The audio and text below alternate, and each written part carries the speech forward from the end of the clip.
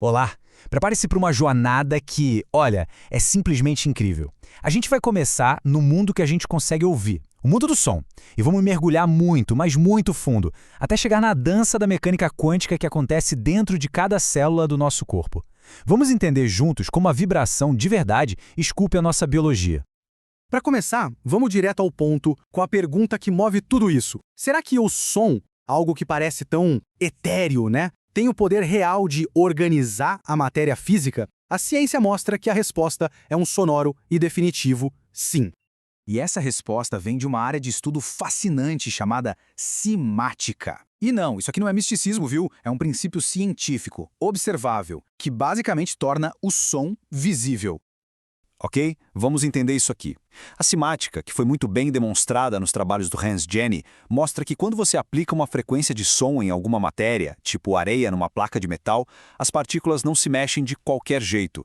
Elas se organizam, se arrumam em padrões geométricos perfeitos e que se repetem. Ou seja, o som carrega informação que cria a ordem do caos. Olha só esse exemplo. A frequência de 432 Hz, que é muito usada em terapias sonoras, organiza as partículas nessa mandala linda e super ordenada. É como se a gente estivesse vendo a estrutura da harmonia. Agora se liga na frequência de 528 Hz. Essa vibração que muita gente associa à cura e ao reparo do DNA gera um dos padrões mais básicos e sagrados da geometria, a flor da vida. Será que é só uma coincidência? A ciência está começando a sugerir que provavelmente não. E aí, chegamos numa pergunta que é inevitável e super pessoal. Se o som faz isso com areia e água num laboratório, e o nosso corpo é feito de mais ou menos 70% de água, que tipo de padrão geométrico as vibrações ao nosso redor e as vibrações que a gente mesmo cria estão desenhando dentro da gente a cada segundo? Para começar a responder isso, a gente precisa olhar para o maior gerador de vibração do nosso corpo, o nosso oscilador mais poderoso, o coração. Ele não é só uma bomba de sangue, não. Ele é uma estação de transmissão absurdamente potente.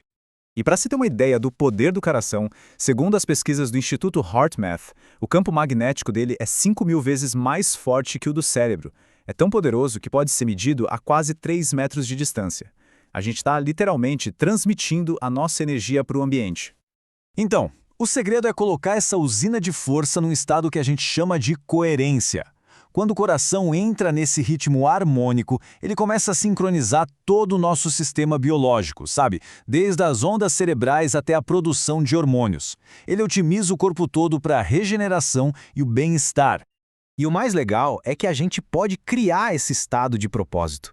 A técnica do HeartMath é bem simples. É só focar a atenção na região do coração, respirar num ritmo constante, mais ou menos 5 a 6 segundos para inspirar, 5 a 6 para expirar, e ao mesmo tempo sentir de verdade algo bom, como gratidão ou amor. Isso por si só já alinha a comunicação entre o coração e o cérebro. Ok? Agora a gente vai mergulhar numa outra fronteira, onde a biologia encontra o mundo da física quântica, que é uma coisa de explodir a cabeça.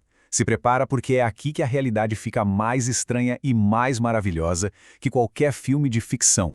Por muito tempo, a ciência achava que os efeitos quânticos, tipo uma partícula estar em vários lugares ao mesmo tempo, só aconteciam em laboratórios super frios, quase no zero absoluto e totalmente isolados. A ideia era que o ambiente quente e úmido do corpo humano simplesmente destruiria esses fenômenos. Pois é, o novo paradigma da biologia quântica vira isso de ponta cabeça. A vida não só sobrevive no mundo quântico, ela usa ele para prosperar. Isso não é só teoria, está acontecendo agora. A fotossíntese, que alimenta quase toda a vida no planeta, usa coerência quântica para ser quase 100% eficiente. Os pássaros que migram milhares de quilômetros, eles usam o emaranhamento quântico como uma bússola interna para literalmente ver o campo magnético da Terra. E dentro da gente? Nossas enzimas usam tunelamento quântico para acelerar reações químicas vitais, e até o nosso DNA pode mudar por causa desses saltos quânticos. A natureza é a maior engenheira quântica que existe. Tá, e como a gente aplica tudo isso na prática? Usando um princípio fundamental da física que a gente já viu em ação, a interferência construtiva. A ideia aqui é super simples e elegante. Quando duas ondas se alinham perfeitamente, elas não só se somam, elas se amplificam, criando uma onda muito mais forte. Então, se a gente sincronizar de propósito as vibrações que entram no nosso corpo, como som, luz e até geometria, a gente pode criar um sinal único e muito mais poderoso para a nossa biologia. E isso tudo nos leva para a aplicação prática. Paisagens sonoras que são projetadas com precisão e funcionam como se fossem prescrições vibracionais para o nosso bem-estar. E aqui a gente vê como dá para mirar em objetivos bem específicos, como o engenheiro de som da nossa própria biologia, que é um sono profundo, que regenera.